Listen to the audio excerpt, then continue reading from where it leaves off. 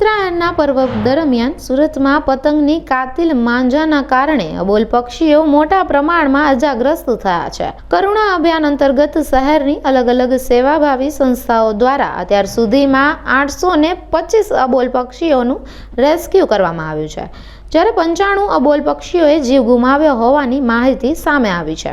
અબોલ જીવની સારવાર માટે સુરત શહેરમાં ખાસ ઓપરેશન થિયેટર શરૂ કરવામાં આવ્યા છે.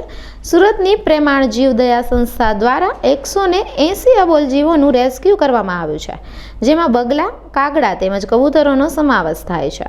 ડોક્ટરોના કહેવા મુજબ ચાઇના દોરીના કારણે પક્ષીઓની પાંખ અને પગ કાપવાના સૌથી વધુ કિસ્સા સામે આવ્યા છે. સારવાર દરમિયાન પક્ષીઓમાંથી ચાઇના દોરીના ટુકડાઓ મળતા હોવાની માહિતી પણ સામે આવી છે.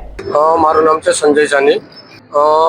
કેસ તો એવા છે કે અમારી પાસે 180 ટોટલ કેસ આવ્યા છે 2 દિવસની અંદર, અને સૌથી વધારે રિસ્કી કેસ જે પાંખ કપાઈ ગઈ હોય અને એમાં સૌથી વધારે સાઇનની દોરી અમને જોવા મળી છે. સૌથી વધારે કે તમે જોઈ શકો પાંખની અંદર સૌથી વધારે ડેમેજ હોય છે, કોઈનો પગ કપાઈ ગયો હોય છે તો કોઈને ગળાની અંદર ડેમેજ હોય છે. તો આવી રીતે સૌથી વધારે પાંખ જે ડેમેજના કેસ છે સૌથી વધારે અમને જોવા મળ્યા છે.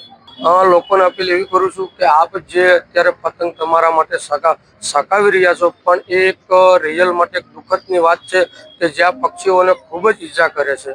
આ ઓપરેશન થિયેટર ઉપર અમે 66 કબૂતરનું ઓપરેશન કર્યું છે. એમાંથી એક બગલો છે અને એક કાગડો છે અને એક સાપ આવેલો છે. ટોટલ સંસ્થા દ્વારા 180 કેસ અમે હેન્ડલ કર્યા છે. એમાં 2 કાગડા આવેલા છે, 2 બગલા આવેલા છે, એક સાપ આવેલો છે અને બાકી બધા કબૂતર જ છે.